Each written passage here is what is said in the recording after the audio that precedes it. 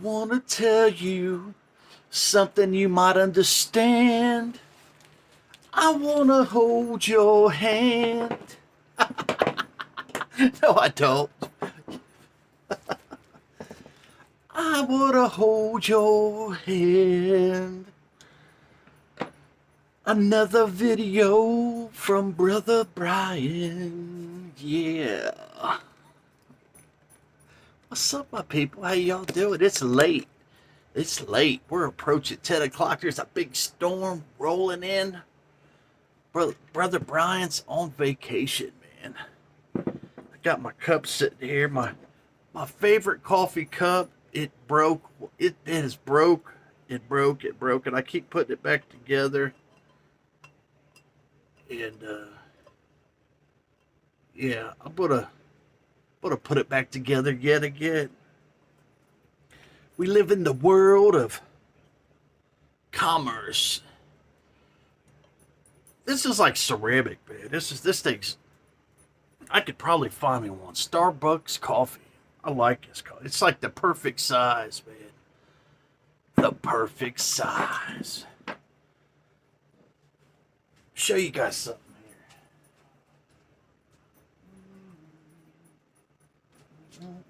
here. There's a lure made by Brother Brian. Now I didn't make it. I painted it. It's an old lure. Look how brown the bill is on it. I'm trying this new clear coat, man, and I'm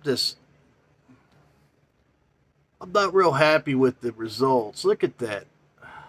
You know, people say you need to try this fabulous clear coat. And it's like expensive. And I try it. And I'm not impressed. I've been making my own fishing baits for over 30 years. Man, I've been making my own baits for over 30 years. I've got some more sitting right here that I've made. You know, here's a bunch of flies that I made. I enjoy things like that. Little crafty things. Man, like this. It's like you make your own bait, then you catch a fish on it.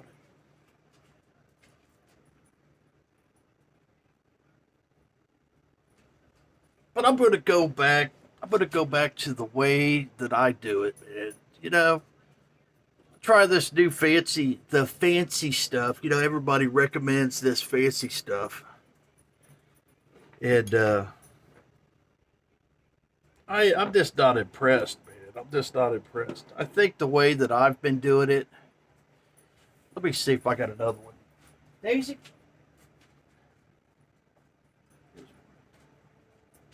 Here's one. This is probably a little dusty.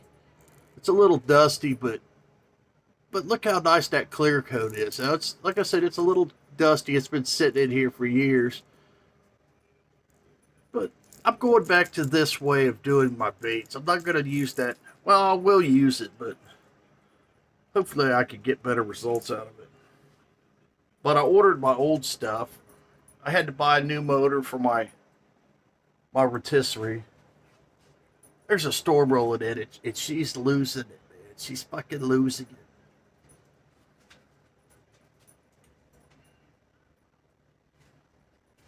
Happiness, man. Right now, there. Get my snap working. You can be happy right now, man. You know, I see so many rich people that are not happy. It's sad. You might see a mosquito fly by here in a minute or a moth. You know, that's just the way that it is. My buddy Ted came over today. His wife, it's not his wife. It might as well be. But his girlfriend, he has many children with. She ended up going to Florida for vacation. He didn't go for whatever reason. And he wanted to take the time. You know, he dropped her off at the airport and he came over to my house today. And we spun some records, man. We went to the record store. And you know, it's just, I do it all the time, man. I mean, I'm single. I get to, enjoy my life. He came into my house and he's like, "Wow, man, your house is so cozy." I said, "Yeah, I'm not trying to impress anybody. I'm just living. I want the house to look like I like it. When I walk in my home, I want it to feel like I'm at home. I'm not walking into some place where it's set up to impress people, because that's what a lot of people do. They try to impress people. Rich people, they do that, man. They live miserable lives, and it's sad, man. Honestly, I don't watch Michael over there at 45 RPM. I don't watch his videos very often, but I went over today and watched one of his videos, man, and to me, it just seemed like he was sad. And I don't know, just he's got, all this money and his music and his equipment and stuff, and he still just can't find happiness, man. And, I just wanted to say something about that, man. You know, life's too short to, to try to impress people and try to buy happiness and stuff, man. Tim, it was funny because my friend Tim, he's got this stereo system. Beautiful system, man. It's like probably $10,000. And I got that Marantz in my living room, man. I got the Marantz hooked up to the JBLs right now, man. And he's like, "Man, can I have these Marantz and take them home?" I was like, "No, man. Those JBLs that he wanted to take home." It was funny because a friend of mine, he had them in his garage, and he says, he's like, "Oh man, I've got these speakers in the garage. They're water damaged and they don't work, and they just look like crap and stuff." And he showed me a picture of them, and I said, "Yeah, man, you don't want them? I'll take them waterlogged old speakers right off your heads, man." So I got them, tore them all apart, sanded them down, refinished the wood, man. I picked up a couple drivers, put in a new crossover, man, and they sound fabulous. I'm so happy with the way that those speakers sound, man. They sound fabulous. They don't sound perfect, but to me, it's what I want to hear, man. I want to hear the vintage sounds, but I want it to be clear and balanced, and I want it to fill up the room wonderful. And it was just funny. And I turned that on, man, and I was playing him some stuff. And yeah, he was just really impressed by the way it sounded. But we ended up going to he wanted to go to the record store and find some records.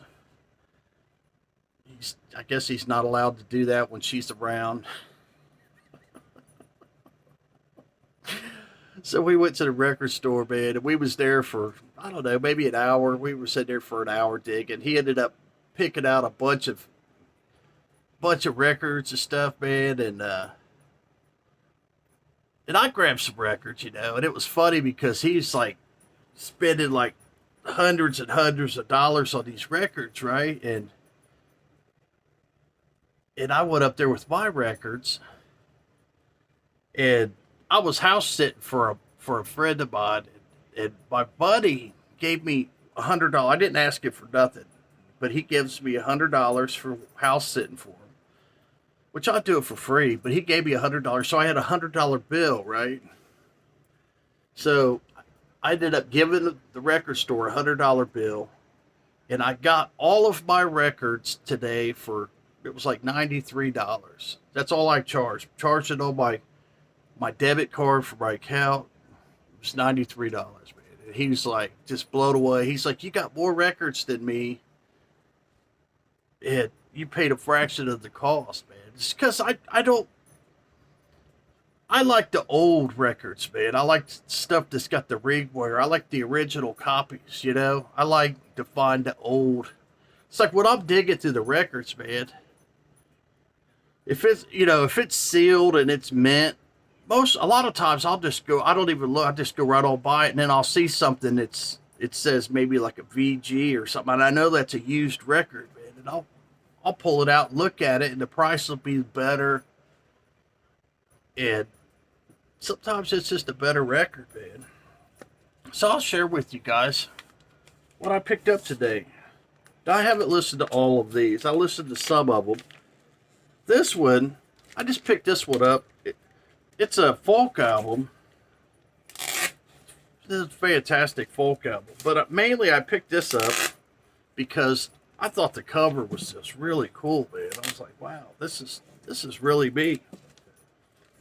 And it was this album right here, man. It was Leo Kottke. I don't know how you say it. Kottke. Kottke.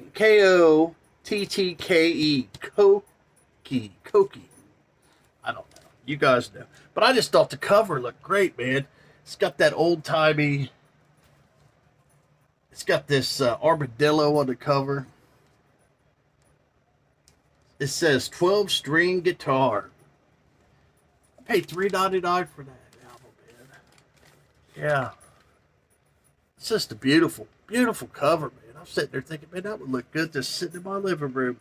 And look, it's got another sticker on it. But these must have came from the same place. Tokomo. But man, look at this label, man. Isn't that a beautiful label? Beautiful label. This is like an early 70s folk album. Pick that up today.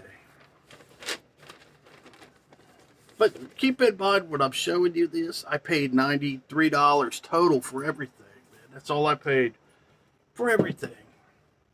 I think I did pretty good. I really didn't need to spend $93 on records because I've got tons of records, man. Tim just couldn't believe it. He's like, man, you got records in every room of your house, man. He goes, how do you keep up? I said, I don't. I was playing different records. He's like, how did you know where to find that? I said, I just know where it is. I said, there's no rhyme or reason. Then I picked up this one. It's the same artist, Leo Kottke. I don't know. I can't even say that. I mean, that is the most incredible name. Kottke. But this is called The Best. And this is a 1978 album. It's on Capitol Records. It's a gatefold, 12-string guitar, folk music. I played a little bit of this. This is really good, man. He was over. I dropped this and played a couple songs. I didn't listen to the whole album. And, yeah. Then they had a Sandy Bull sitting there, man. Sandy Bull. If you're not familiar with Sandy Bull, man, he is fantastic. He's another folk guy. This is on the Vanguard label. Original inner sleeve. This is a 1969 press. I paid $10. Paid $10 for this album here. So, yeah. And I picked this up. This is a German press of the Beach Boys live in concert. Right? This is, I don't know what year this is. But mainly I picked this up because it's on the Capitol label. And it's a German press, man. And if you know anything about Capitol and the German press, man, it's a fantastic presses, man. Will you sit down?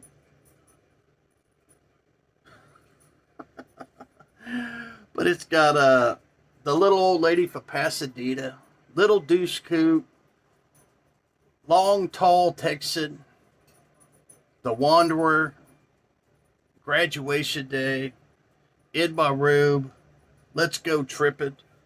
I'm assuming that this is an old record, man. There's no barcodes on it. The only thing, we did drop the needle on this for a minute. The only thing I didn't like about it is they've got these girls, you know, like, remember like the Beatles, and the girls would be screaming and stuff. There's a lot of that on this album. And then I see this. This was up on the wall. This is, I don't have this album, so I was like, you know, I'm going to go ahead and, since I have some money, some free money that a friend of mine gave me, then I'll just go ahead and buy this. This was This was $71. This was. It's crazy, man. This is a 1966 UK mono of the Beach Boys. Pet Sounds. I don't have it, and I'm like, you know what? This isn't actually a. Look how glossy it is. A beautiful copy. Beautiful copy of the Beach Boys.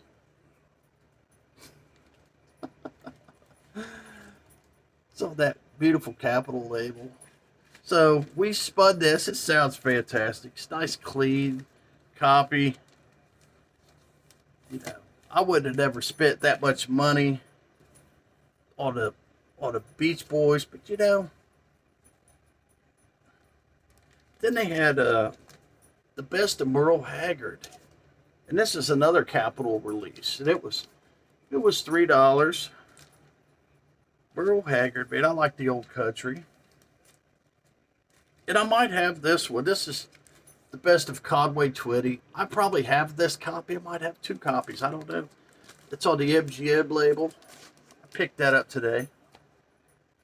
And here's another album that I've been wanting. This is a reissue of Sunra's Angels and Demons at Play. And this was like, it was $13, man. This is a 2014 reissue. It's like, I don't know. I haven't played it yet. I don't know what it's going to sound like. The lighting's not really great in here, but I say that, and I was like, you know, I'm going to go ahead and grab it. This is what the label looks like on it. It's a reissue. Price was right. It's a record that I was wanting to get. So I grabbed it, man. You know, like I said, the price was right. And they had this one, man. It was Randy Newman. They had 3 copies of this, right? And this one was $3. $3. Randy Newman. It's in VG Plus conditions. Tim bought a copy, and I got a copy. They had 2 VG Pluses and one that was like a VG. Randy Newman, Born Again. I haven't listened to this yet. Tim said it was good, so I went off of his word of what he said. It's on the Warner Brother label. It's 1979. It was $3, you know. Looks like somebody, they probably made a bazillion of these. It looks like it's been cut at one time. It's been discounted. And then I picked this up. I haven't listened to it yet. But I thought this was a very, very interesting. I think Randy at Dead Wax showed this record before. I think Randy played it before. This album here, it's called Love. This is a 1969. It says Monarch Pressing, whatever that means. It was $42.99. So I'm assuming that this is an original. I don't know. You guys know more about this. It looks like at one point the quarter was cut on it. It says it's in VG Plus condition. It's a gatefold. So, oh, it's got that old smell, man. It's an old record, man. Oh, yeah. Here's the label. Beautiful label. The old school, man. I'm old school. But I do believe Randy's showed this. It's got a little bit of dust on it. It looks like it's in beautiful condition. There's no marks on the record. It's got a little bit of dust on it, but it's beautiful. It's a gatefold double album. I think that this is kind of mid-60s, funky, psychedelic, folky. It's kind of a mixture of a lot of different sounds in it. And so yeah, I went ahead and bought that, man. I said, hey, that looks like a cool album. It's really not bad shape. The quarter, like I said, the quarter's been cut. right here in the middle, unfortunately. But this is my copy, man. This is my copy. Brother Brian's copy. It was a little bit pricey, but you know what, man? I grabbed it anyway, man. Hope everybody's doing good, man. Hope you're happy, man. Find some happiness in your soul. Thanks for watching my video, man. I'm on vacation. I'm going fishing tomorrow. Hopefully the weather cooperates. It's getting ready to storm right now. There's a big thunderstorm coming in. It's going to storm, I think, all week, which is fine, man. I think I'm going to go back down to Cincinnati this week and try to catch me another. Well, I didn't catch it. Lisa caught two, but I'm hoping that I can catch one. She's going to have to work. I'm off, so it's all going to be on me, man. So thanks for hanging out, man. Brother Brian loves you guys, man. I appreciate you guys. Appreciate your time. And this is a nice G-rated video. My next one may not be. You never know about me, man. Be good.